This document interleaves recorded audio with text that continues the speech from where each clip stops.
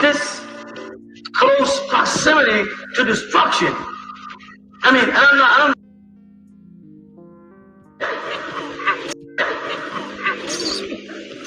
They can't do nothing about the phenomena of nature. Meanwhile, you have to ask yourself, why would they waste their time messing with the Nubians, as they like to call it, Nubians? Why would they be messing with the Nubians at this close proximity to destruction? I mean, I'm not going for the, oh boy, he's a doomsday preacher. You don't have to believe. I do not care if you don't believe this stuff getting made. I don't care if you don't believe the meteorites are coming. Your government knows it. You know what? This week they had on the news that they figured out a way to regrow the bone, and they figured out a way to reanimate tissue.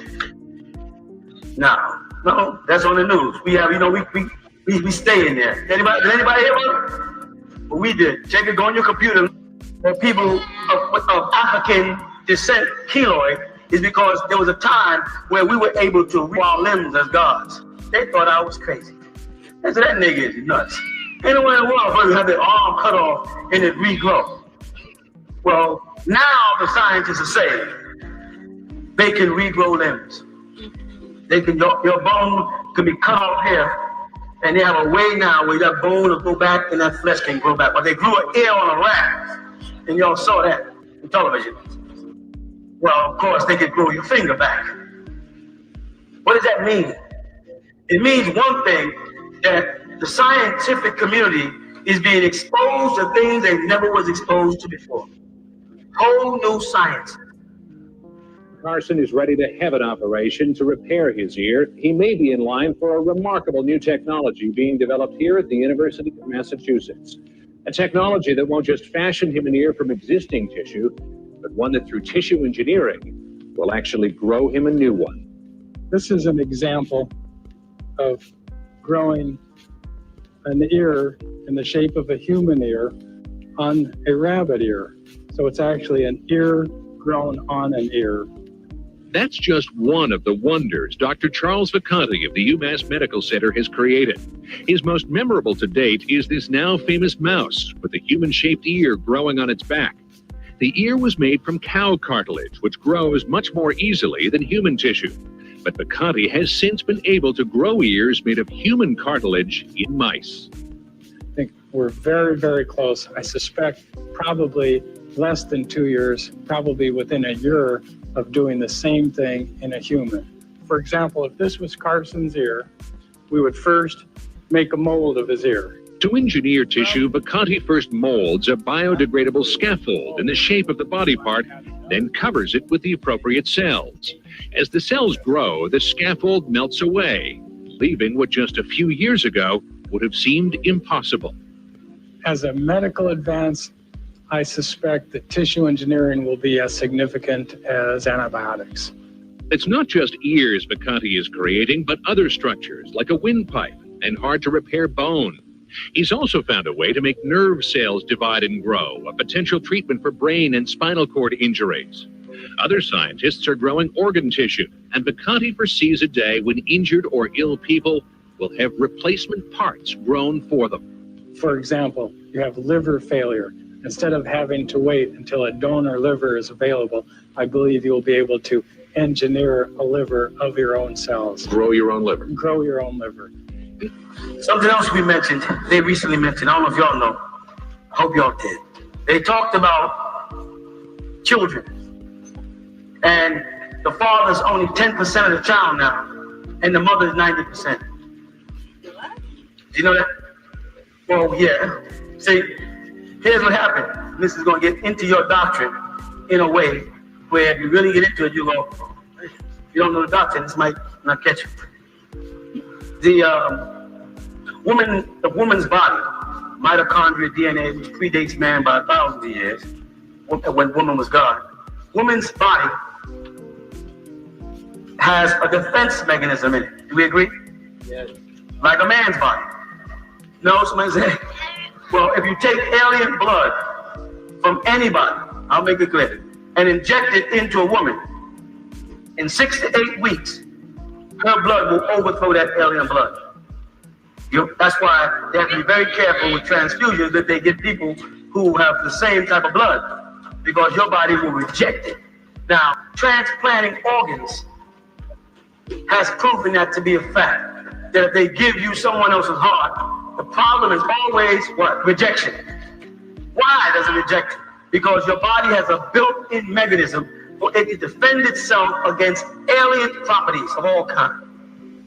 And even in the blood, ask anybody about blood. If you inject blood, if you have to get a transfusion, your body will overthrow that blood in 6 to 8 weeks, or that blood, or it will eventually kill you.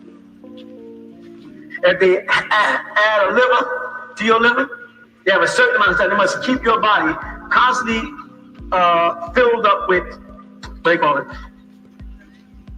No, anti-what? Antibiotics. I'm trying to make it simple for everybody. Is the way we use not antibiotics. It goes. You have a body that attacks everything. Your immune system. Thank you. They got to keep injecting you with serums to keep your immune system extremely high. And right now, say if you have cancer, and you have a very high immune system, then you can of course take radiation, chemotherapy. But if you don't, it'll kill you. That's understood. Well, that's because it's alien to the body. You with me so far? All right. So now, once we establish the immune system and keeping the immune system, so therefore any alien organs would be able to survive for a period of time, but they have not succeeded yet with any transplants. Right here in your lower abdomen. This is an intriguing thought to patients suffering from kidney failure, like Kate Sullivan. Faced with a lifetime of dialysis, she recently had to ask someone close to her to make a difficult decision. My sister and I are super close, and I couldn't think of anybody else that would go through the kind of surgery that it is. I mean, it's not simple, and there's a lot of pain involved and a lot of healing. And I don't think you can just ask anybody to do that. As soon as I found out that she needed a kidney and that a living related donor would be the best one, I said that she could have mine. The transplant was a success, and a few months later, Kate was in excellent health and well on her way to a full recovery. But Kate must still take 29 pills every day to stop her body from rejecting her sister's kidney. A kidney from her clone would be a perfect match. If I needed a kidney and I could get one from a clone, I would definitely do it. Because the most important thing would be that you wouldn't have to take the anti-rejection medicine. Because I see what my sister's gone through, and I think that's the hardest thing about the kidney operation, is that she has to take so much medication. And since Kate's new kidney may only last for 10 to 20 years, she may have to go through the transplant process again. At that time, human cloning may be an option. It has always been rejected. No one has succeeded. They extended the period of time, but it doesn't last forever. Eventually, the alien organ dies. All right, so then, if a man and a woman is together, sexually that is, when a man releases semen into the woman, it's what? Alien. It's alien to her. What is the first thing her body thinks to do? To attack it. But they found out, scientists, that there's a certain part of the brain that triggers and it releases a serum that creates an egg inside the womb of the mother. It's an egg or a bag, a pouch. You follow that? And the baby or the fetal is in this bag. and it's kept in a lubricant of water that is producing the hormones, so that it is actually fighting against her invading the baby and killing it. When the brain does not trigger this properly, you hear me? And it doesn't send enough of these defense mechanisms, there's a miscarriage. Right?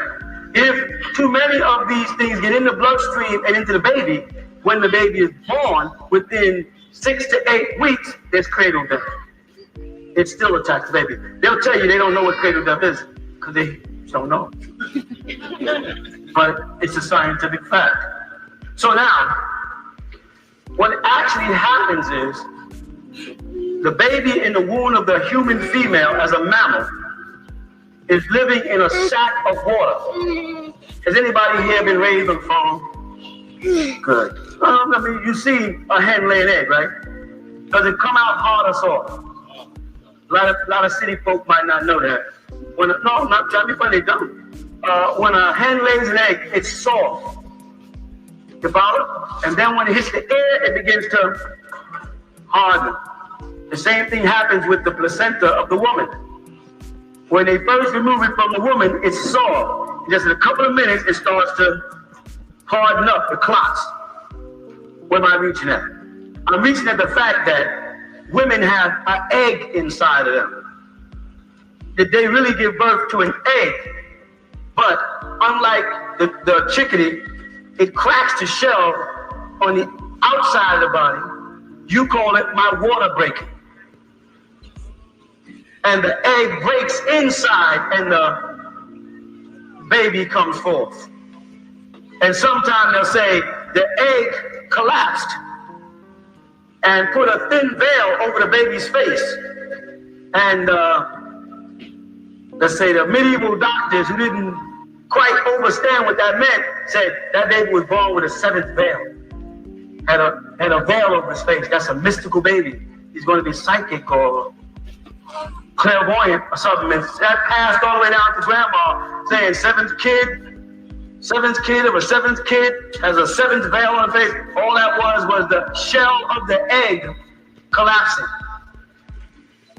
Got your attention, don't it? Well, science is very interesting. I've always told y'all for years, study science. Because once you master science, religion looks funny. You know what I mean? It looks real cute, but it's a nice institution. People need it. Keeps them out of trouble. But it has nothing to do with this. What are we saying here? We're saying that human beings are a form of mammal that has an egg inside, and the baby is developed in a liquid substance. So thus the baby is breathing with gills and does not inherit its lungs until it comes. And sometimes in the hospital, they have to pump water out of the baby's lungs. Showing that just like the movie, what's it called? The Abyss, that the lungs were full of water until it. So there's a transformation or a metamorphosis from a sea creature with gills to a land creature with lungs within that period. The frightening part about it is that when we go back to religious doctrine, especially Western world religious doctrine and Middle Eastern religious doctrine, such as Islam and Christianity, we get this character called the devil who becomes a serpent, a snake.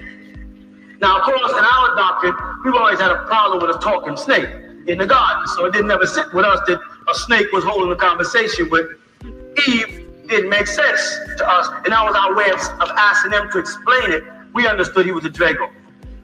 We understood Drago and Dragon is in the Bible as Tainini. We understood that, right? But they didn't. So it was more fun to say, well, tell us how a snake could talk, who they're calling the devil in Genesis chapter 3. Travels all the way to Revelations as the dragon. But this being called the devil was identified with a serpent. When they say Leviathan, Again, they give it, you look it up in the Bible, they say, a big sea creature. Tannin, a walking dragon. Right on the temples of Babylon, they used to have the drawing of a snake with legs. All right? Then scientists admitted that the original snake had hips. We've shown that in our books. If the original snake had hip bones, then it had legs. Then, like the Bible will now, on your belly shall you go, unless the scientists did that before and wrote that after. On your belly shall you go in the days of your life, became, oh, so the snake once walked around on four with a snake body and he dropped down. Well, that's the Komodo dragon. That's why a whole bunch of kids are attracted to having lizards and, what's the other one they have in their houses? The iguanas, and they're attracted to this creature. Why people wrap snakes around them and keep snakes and stuff as pets and feed their snake chickens, little chickadees, like it's okay, and watch them consume it. There's some parental tie to the lizard and the monkey to make the man. The monkey being the mammal that uses its lungs, and the lizard being the reptilian that uses its gills and lays eggs.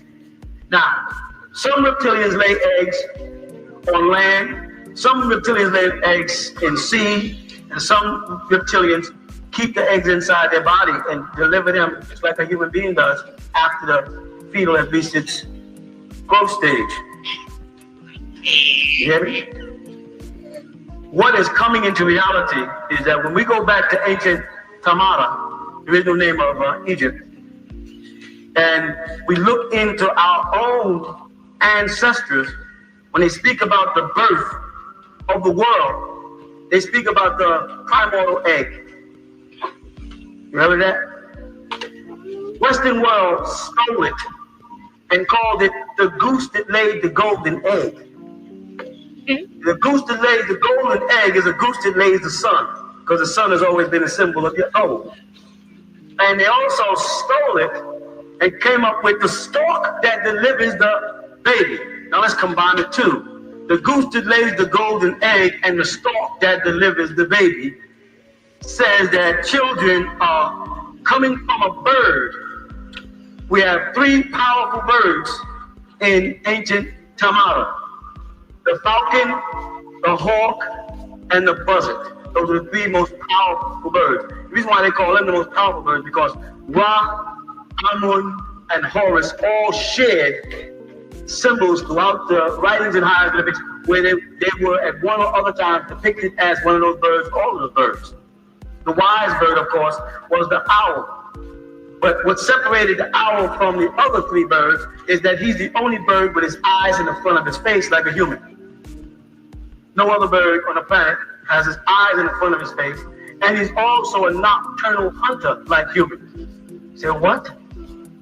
Well, see, humans see better in the dark than they do in the light. And this is why when they walk into a dark room, for the first couple of minutes, they can't see. And after a few seconds, things start coming to shape and form. We really see better in the dark when we do the light, but we've been told, cut on the light to see our way around. Because the people who govern us and create the laws don't see well in the dark. So they gotta lighten everything up. You hear me? But way back then, they said that Ra, the sun deity, came from Noon. Noon, the Muslims even stole it and put it in the Quran as an initial letter, Noon. And they said Noon represents the what? The whale that Jonah was in. It's also in the Hebraic teachings too. Noon, the whale that Jonah was in. You see that? Man inside of a fish, or man in fish. Now the definition given in ancient Tamara of the man in the fish, or the human reptilian, was Apapi, or Papa. What is that? Father. That's the Pope. He wears a fish-shaped hat, and identifies with an ancient Babylonian deity called Dagon, which identifies with an ancient Malian fleet of gods that came from heaven, and the tribe is called the Dogon, and the beings that came to them were called the Namus, and they were supposed to, according to Dogon writings, you hear me? Roam at night only and go into the sea during the day. So they live in the sea. Well, then we go to Sudan and we find that they say beneath the Nile there are beings that live there, Dineer. You understand? And these, they say in their traditions, these beings come out at night to teach human beings and stay in the water by day. It's like at night you instinctively say, it's nighttime, I'm going to go to bed, I must take a bath and get into water. You get up in the morning and say, well, I'm getting ready to face the world, I got to go take a, boy, my skin is dry, I must moisture it, otherwise what will happen? My scales will start to show. We call it rashiness and ashiness. But what we're really saying is, if I don't keep the outer surface of my skin moist, I will dehydrate and scale off and can scrape off dead skin like any other reptilian. Oh yeah. Certain human beings, jawbones are constructed where their front teeth and their bottom teeth don't touch. Their back two teeth connect. Oh, a lot of people, they're round. Okay, she's honest, I got her. They don't touch. They have a round, their mouth is round. You ever see that? Because those other mammals and stuff chew their good. So they constantly chew their food over and over with their back teeth, swallow it into one stomach or the other, and then regurgitate it again and chew it again, like cows and stuff called chewing their good. You see? But for some reason, certain of us human beings, if we all come from one strain, certain of us have the mouth of a fish. We have this obsession that it is romantic to make love near the water on the beach. It is natural to go into the water to bathe before we make love. You follow? We drink water all day. Otherwise, we will Doctors say you better keep taking in liquids. If you took a fish and put it in a container, the only way you can keep that fish alive, if you don't put it back in water, is to do what? Keep it wet. Y'all hear me? So in our ancient day, in our time, I don't know what to do with y'all. Back in ancient Egypt and ancient Sumeria, they say the same thing. A fish man came out of the Tigris Euphrates and taught the Sumerians. Now the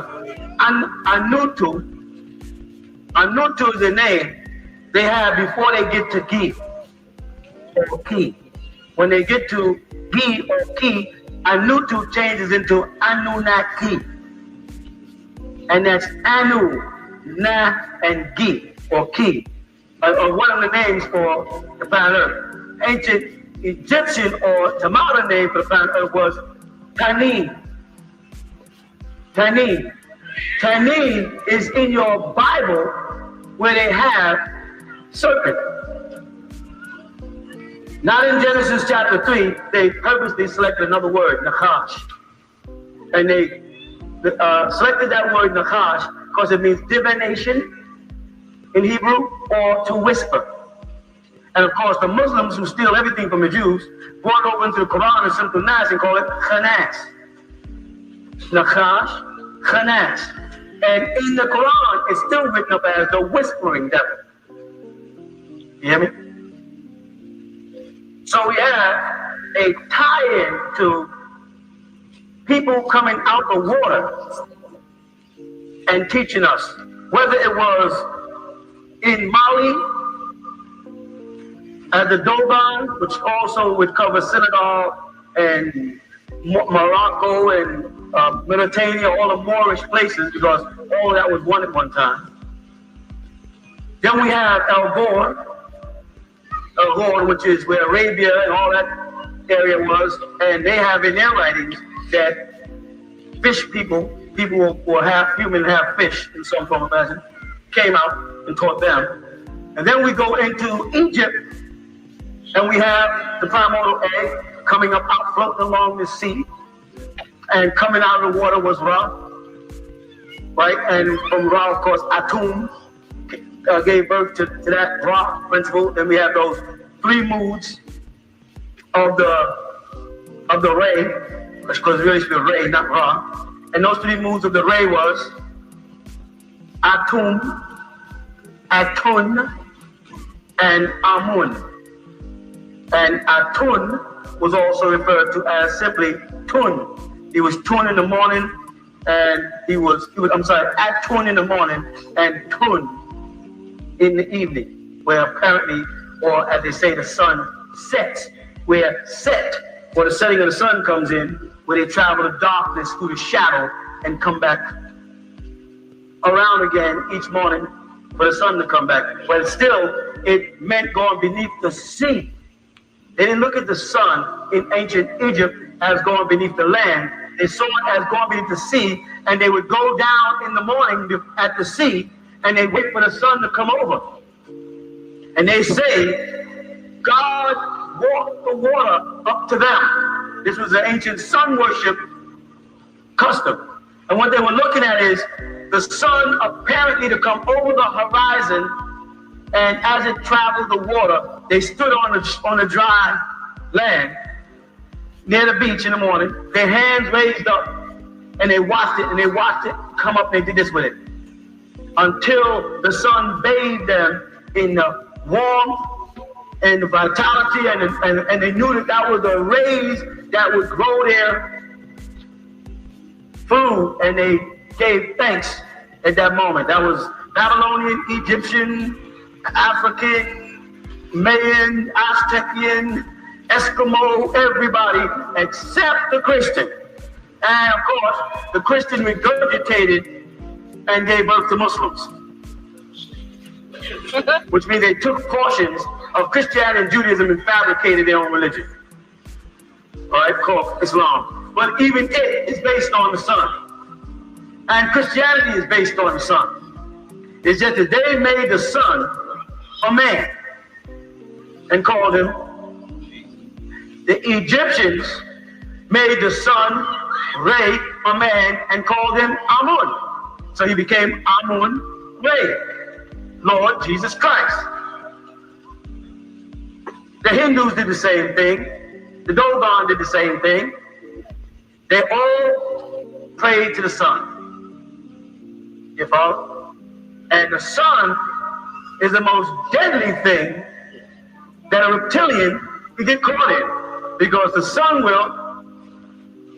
So it was hell to get caught in the sun.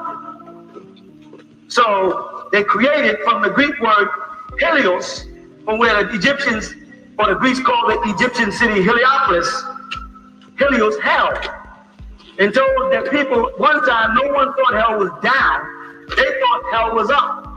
They thought as you go toward the sun, or that the sun was coming down to earth to burn everybody. That's in the Bible.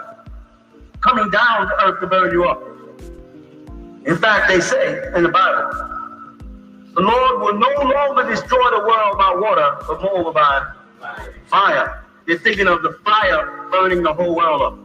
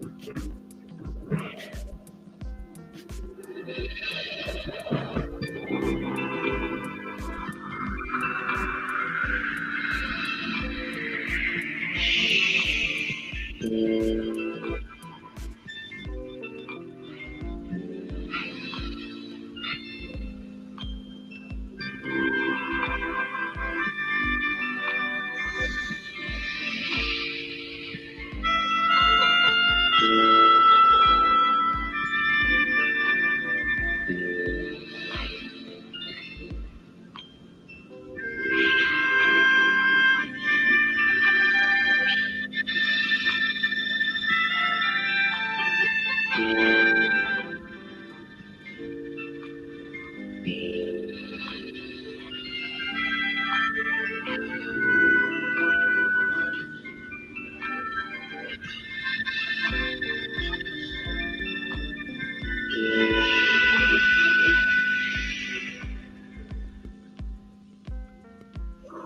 only beings that would be afraid of the sun would be beings that are afraid of dehydration, or the people who could not dive back into the water away from the sun until it passes its 3 stages. And only people that understood sun worship and Atun, and Amun would know the stages. You see? So Christianity set it up where to look like they know, they worship on Sunday. You see? And they put a helios, a ring of gold around Christ's head, which is the iris of the god's ray of Egypt, a circular. And so the Greeks knew his name was Asatru, so they called him Osiris. And put the big O there, because if you look in any science book under the symbol of the sun, you get a big cipher. Oh. Yeah, that? And Lu meant primitive. Lu cipher meant primitive cipher. Yeah. Lucifer became the primitive cipher for the bright morning star, which is the sun. So Christ was called the early morning star, and then in Isaiah, Lucifer is called the bright morning star, both representing the sun disk. You hear me? So there is a relationship between mortals here, men, women, and reptilians. That's why if you hold up your hand and look at it, it's yours, you can do it. Stretch your fingers as far as you can apart, and now turn it over and look back, and look between here, and you'll see you once had webs. You may not like the way it looks, but if you have skin that must stay moist, if you have the ability to reanimate limbs, you understand? If you have webs and scales and need water, and then we'll take a hen's egg and eat it soft scrambled, or right out the egg, mix it up for vitality. Do you know that snakes hunt down other snake eggs and turtle eggs?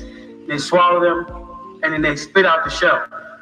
So when you're having that sunny side egg, and your wife say, "That's slimy looking, why are you eating that?"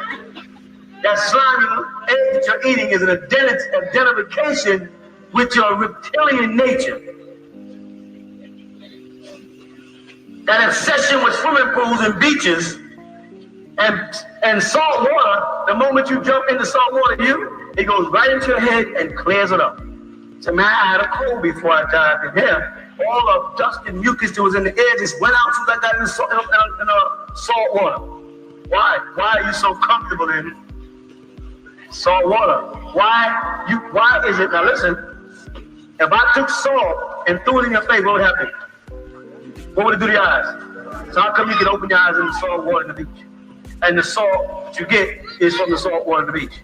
Why is it that once you get back under the water, your body readjusts immediately, and your nerves in your eyes do not pick up the salt as something that's attacking it, but you're able to, you ever do this?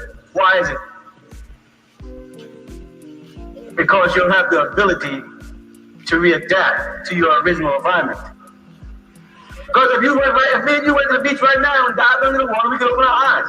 If I went right to the house and got sea salt and threw it in your eyes, you'd have a fit. So what happens is when you're standing on dry land, your body calibrates where you are and adjusts itself for where you are. And when you dive in the water, the moment it hits the water, your body has to recalibrate itself and adjust it to where you are. You follow? Just that quick. So there are reptilians like the alligator and the crocodile who can come out of the water and stay on dry land for a while, longer than they should. And then, while breathing air, go back in, especially hippopotamus, why hippopotamus was the highest god in Egypt. Then go back in under the water and breathe underwater, hippopotamus. Or the link to you, which I'm going towards, the whale, which they also proved was on land before it got into the water, still has its lungs, and your ancestor, the dolphin, who transported your seed here to this planet to be germinated and grown. Dolphins are your ancestors. That is when you have a relationship to the dolphin. You know? You can go to SeaWorld and Disney World and watch a whole bunch of tamales going, the dolphin won't come nowhere near them. You walk over there and make one sound like a dolphin, and they'll come look up at you and look to see if you know. And if you don't know, they're just going about their business. If they see you know, they'll stick their head up. You can pat them, and they'll go back and work. So much for your relationship to the reptilians or the sea creatures. Let's get into other subjects first. Unless that you got hooked and you want to pray. Or you better there. Hey, everybody. Missed that part about the human being more 90%. 90% of the child, the parties that he missed, 90% of a child between a male and a female is a female. Because all of the components to make up the child is coming from her. The man is in distress. The semen is in distress from the moment it gets in the body because the woman's natural antibodies are going after it to destroy it because it's something alien until his brain.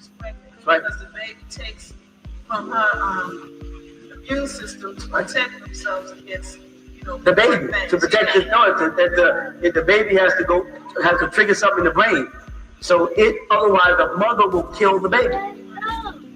This extends out of the womb and it's called postpartum, where women can flicker and beat their baby to death with a spoon or throw it out the window or put it up in it. They do all kinds of things. The doctors have written that off as a mental defect. But accept it. Yes.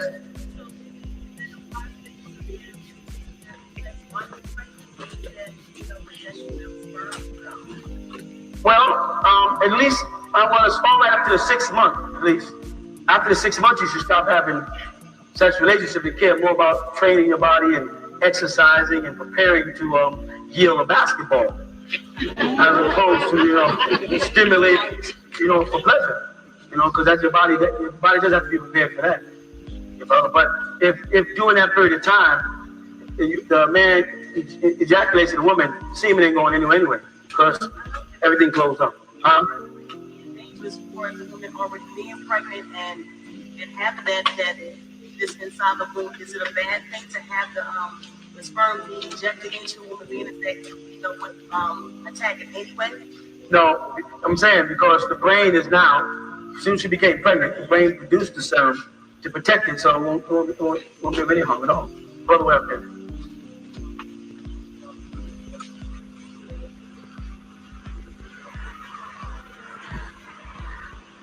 What happened is, dolphins are beings from the Sirius star. Sirius, they call it. Sirius star.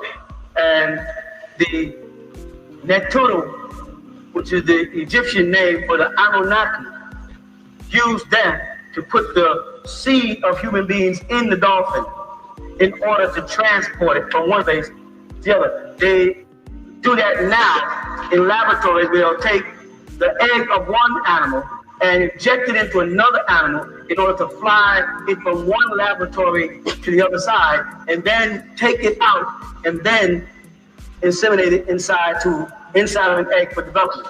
When they were bringing the, let's say, the fish man from Cyrus, which was a predominantly water planet, to Earth, they did it in a sea creature called a dolphin, which is is a little different than he looks today. He's also evoluted, and then injected it here in the monkey, right? Because you have two different seeds here. You have the gibbon, which goes into the chimpanzee, and then you have the other one who went to the baboon and the jackal. From the baboon, I don't want to go that far. I want to go to the baboon and the orangutan, which is the Caucasian side of the monkey, and then you have the gibbon, which is the working thumb. That's why we have more coordination than they do. You know, we're much more agile in them, because the monkey that's in our genes is called a gibbon, and he has working. His hand works. He can grasp things, whereas the orangutan can't grasp nothing unless he holds it like this. He doesn't have a working thumb. His thumb is too far down. This is why a lot of Tamahu, you notice, you look at their toes are extremely long, and sometimes the first toe is real short. The next 2, 3 is like all three the same size.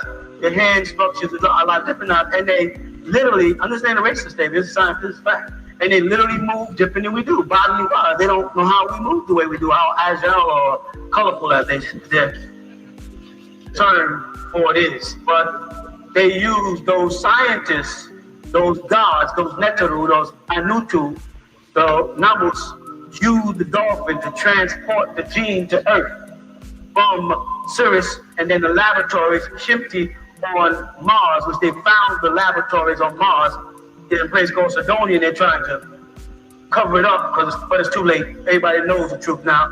There's life on Mars, and they transport it here to Earth. And they use these other biological entities, or some biological, some of them are mechanical, which called grays, which they made from mammals on this planet.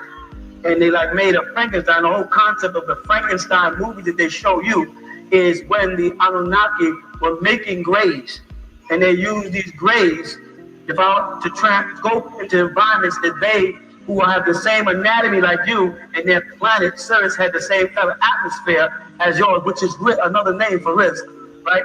They had to use beings that could go into other planets like Mars, where they couldn't survive on that, and then those beings went there and built spheres. We discussed this the other day. They'll call it, they'll say that planet Earth has a biosphere, and it's not a biosphere, because bio means two, and sphere is any specific place where life or matter exists. So we have the ability to live under the ground, we have the ability to live in water, we have the ability to live in air within the Earth's atmosphere, and then we have the ability to live now with space stations outside. So we don't have a biosphere, we have a quadrosphere. And if they come and create a dome structure and move people in it, now we got a what? It's going into what's a fifth? Now it becomes a quixosphere. But they'll say we have a biosphere. We're living in several different atmospheres on the planet Earth at the same time, and several different life forms are living together in each of these spheres, but only 1 or 2 of them are capable of living beneath water in a space station. Like if I fly from here to, let's say, Asia, I may spend 17 hours in a plane. You know what I'm saying? As long as I stay in any environment more than 8 hours, I've altered the natural course of things, which means I should spend 8 hours sleeping, 8 hours eating, and 8 hours digesting and dissipating. That's the 3 8s that make up the 24 hours in a human being. If I spend 17 hours in the air, I get jet lag, my body has to go through change, I have to readjust, I have to be recalibrated when I get my feet on the ground. It's the same thing if you go swimming and you mess around in water too long. When you get on the ground, when you get back on the ground, your body feels real strange. That strange feeling is your body touching the ground dealing with levity, gravity, density, moist, and it's recalibrating itself. And then a couple of minutes after that, you feel normal again. You understand? You're okay now?